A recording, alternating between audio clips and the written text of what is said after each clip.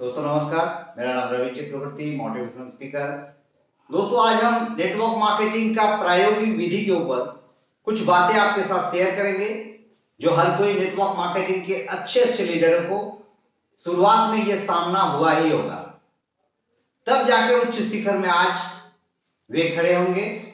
दोस्तों 1889 में William student जो जर्मनी के लेipzig शहर के एक अच्छे मनोवैज्ञानिक थे, उन्होंने इसका प्रतिपादन किया।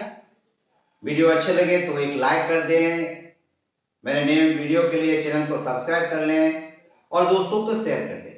चलिए दोस्तों वीडियो को शुरू करते हैं। नेटवर्क मार्केटिंग में प्रायोगिक विधि यानी प्रयोग के तरीके। दोस्तों कोई भी अच्छे कार्य शुरुआती तौर पर पहला चैप्टर है समस्या, और यदि समय रहते उन समस्या को पहचान कर लें तो सारे समस्या अवरोही क्रम यानी धीरे धीरे घटते रहता है। दोस्तों एक समस्या के बारे में मैं आपको कहानी के रूप में प्रस्तुत करने जा रहे हैं। दोस्तों एक गांव में एक पुजारी रहते थे, उन्हें भगवान विष्णु के ऊपर अटूट विश्वास थे। एक बार हुआ क्या, एकाएक गांव में बाढ़ आ गए और गांव पूरे डूबने लगे, किंतु विष्णु मंदिर गांव के सबसे ऊंचे जगह पर अवस्थित थे और पुजारी वही रहते थे। एक एक परिवार गांव छोड़कर ऊंचे स्थानों के लिए भागने लगे। इधर पुजारी के जो शुभचिंतक थे सभी ने आग्रह किया पुजारी को कि आप भी हमारे साथ यहां से चलिए। इधर गांव में जलस्तर बढ़ने लगा, देखते देखते पूरा गांव डूब गया। कुछ व्यक्ति छोटे नाव लेकर पुजारी के पास आया और देखा कि मंदिर में पुजारी विष्णु की मूर्ति को सिर पर लेकर खड़ा है। सभी ने आग्रह किया कि हमारे साथ नाव में बैठ जाइए प्रभु, जैसे ही गांव में जलस्तर घटेगा हम सब गांव में पुनः वापस आ जाएंगे। किंतु पुजारी का कहना था कि मैं डूब नहीं सकते, क्योंकि मेरे मस्तक में स्वयं श्री हरि विष्णु जी विराजमान है। इधर जलस्तर और बढ़ने लगे, पुजारी के कमर तक पानी चढ़ गया। ये आप बीती सारी बातें ग्रामीणों ने मुखिया जी को बता दी। मुखिया जी ने ग्रामीणों को लेकर मंदिर परिसर में चले गए। चलकर देखते हैं कि पुजारी जी क्या कर रहे हैं। जैसे ही मुखिया जी मंदिर परिसर में प्रवेश किया तब देखा कि पुजारी जी के छाती तक जलस्तर बढ़ चुका था। मुखिया जी ने पुजारी से बहुत विनती करने लगे कि पुजारी जी मेरे साथ चलिए। अंत में मुखिया जी मंदिर परिसर से लौटना पड़ा, क्योंकि पुजारी बात को ध्यान नहीं दिया। इसकी सूचना वीडियो को दे दी।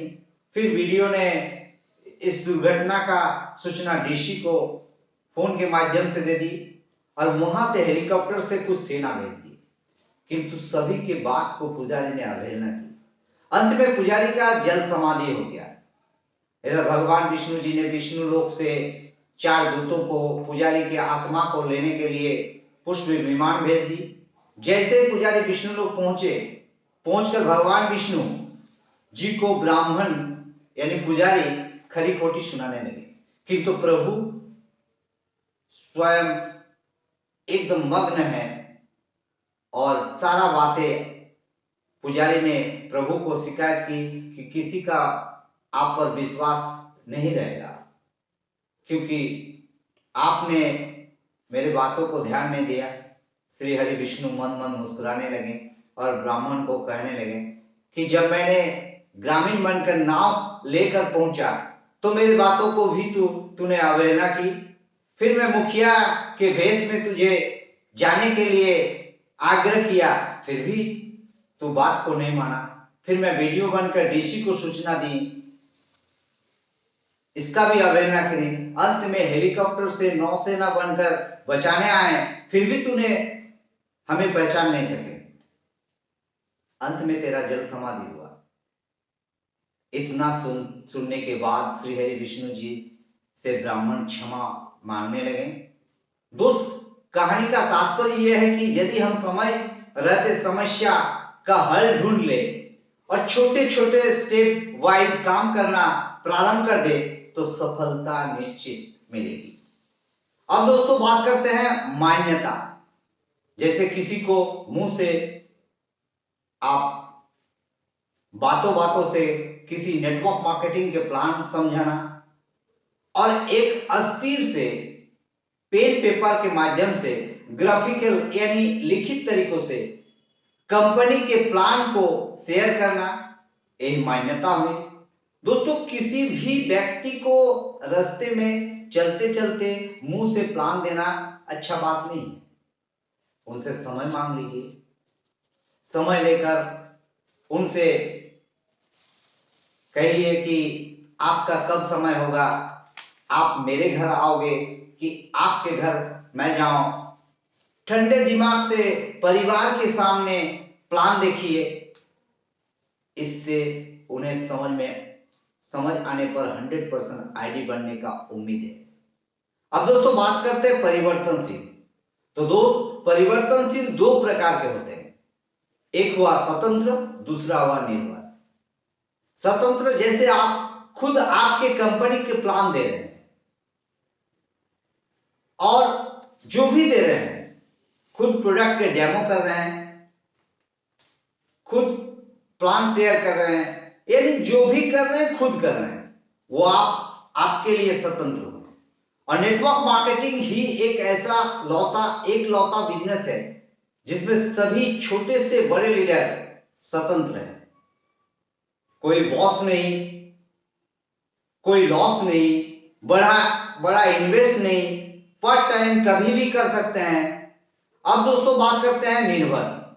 दोस्तों लाइफ टाइम सीनियर के ऊपर नेटवर्क मार्केटिंग में निर्भर रहकर कोई आगे नहीं बढ़ सकते, क्योंकि मान के चलिए कल 10 बजे किसी के प्रोग्राम सेट किया आपने और उस दिन आपका सीनियर का भी पर्सनल प्रोग्राम है। उस स्थिति में क्या होगा, आपका प्रोग्राम का डेट चेंज करना पड़ेगा या तो प्लान छूट जाएगा और जिस व्यक्ति को आप प्रोग्राम देने वाले थे वो घर बैठे बैठे बहाना मिल जाएगा। इसीलिए दोस्त आप किसी के ऊपर निर्भर मत बनिए, निर्भर बनाने के लिए हेल्प कीजिए। अब बात करते हैं परिवर्तनशीलता को नियंत्रण करना। जैसे आप डाउनलाइन के प्लान को दिखाने कहीं जा रहे हैं तो उसे कहे कि देखो जैसे फलाना को मैंने डेमो प्लान दिखाए, आप गौर से देखना और सुनना। दूसरी बार जब कहीं उन डाउनलाइन के लिए किसी को प्लान दिखाने जाएंगे उस समय आप डाउनलाइन से प्रैक्टिस करवाइए। इस स्थिति में परिवर्तन तो आप खुद ही कर रहे हैं। एक बार खुद अपने से प्लान दिखाएं, दूसरी बार डाउनलाइन को मौका देकर प्रैक्टिस करवाएं। यहां आप आपका डुप्लीकेट तैयार कर रहे हैं। अब बात करते हैं परिणामों की व्याख्या। जैसे डाउनलाइन ने सीनियर के सामने प्रैक्टिस खुद किया और सीनियर देख भी लिया कि कैसे डेमो प्लान किया, प्रोग्राम सक्सेस रहा तो ठीक, नहीं तो डाउनलाइन के साथ पूर्व के भांति डेमो प्लान करवा के उनका झिझक दूर करें और उनके साथ कदम से कदम मिलाकर चलें और अंत तक डाउनलाइनों को लाइफलाइन मान लें। इसी के साथ अपना वाणी को विराम देते हैं। वीडियो वॉच करने के लिए थैंक यू, नमस्कार।